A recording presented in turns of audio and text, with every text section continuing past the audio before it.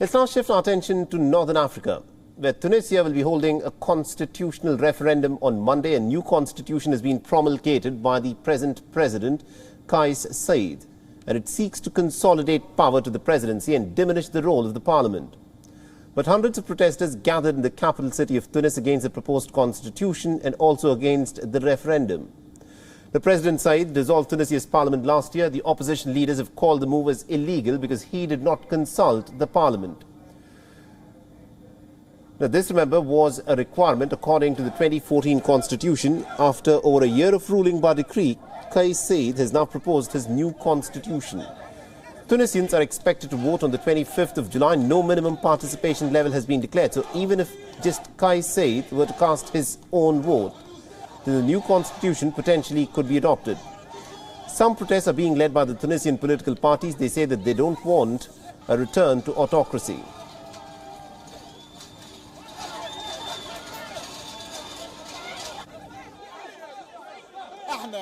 On the eve of this referendum, we want to tell the Tunisians that this is a state of revolution and that whether or not this referendum passes, it will not prevent the continuation of the crisis of political legitimacy in the government. We will boycott this referendum and are determined to struggle against the absolute autocracy until Tunisia regains its natural institutional and democratic status. Tunisia was where the Arab Spring began. Protests began after a street vendor set himself ablaze back in December 2010 because the police was harassing him.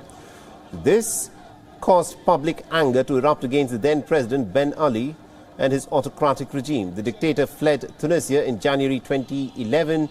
Tunisia has seen dictatorships ever since. It won its independence from France way back in 1956. The press has always been heavily censored. The torture of political prisoners has been widespread.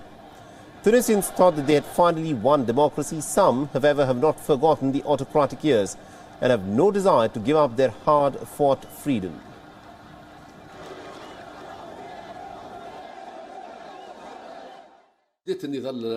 I started the union and my political struggle 52 years ago in 1970. I lived through all the dictatorships that Tunisia experienced. I lived through the dictatorship of Bourguiba, Ben Ali. I lived the 10 years after the revolution with its failure, corruption and political assassinations, with the Ennahda movement and its allies. Today, I am living through another phase, which is the tyranny of the populist Kais Saied. I have to say, at that time, I remember the people who died under torture. I remember my comrades.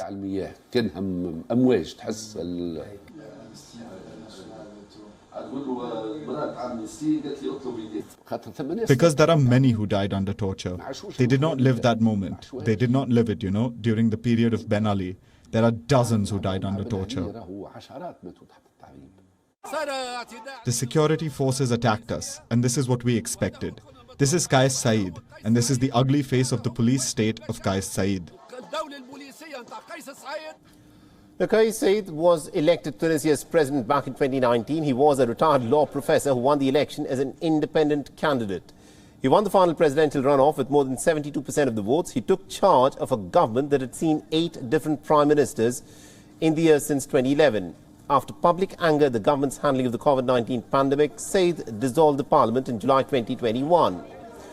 Now, Saied declared a nationwide curfew the day after assuming control. He ordered the military to surround the parliament and said that there will be no going back. Within days, the opposition lawmakers were jailed and judges were detained.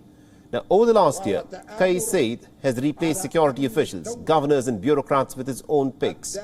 He also replaced the independent bodies that appoint judges and even chose the members of Tunisia's Electoral Commission himself.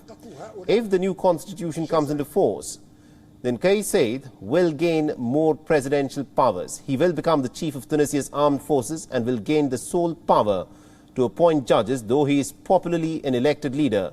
Kais Saied could be bringing back autocracy to Tunisia.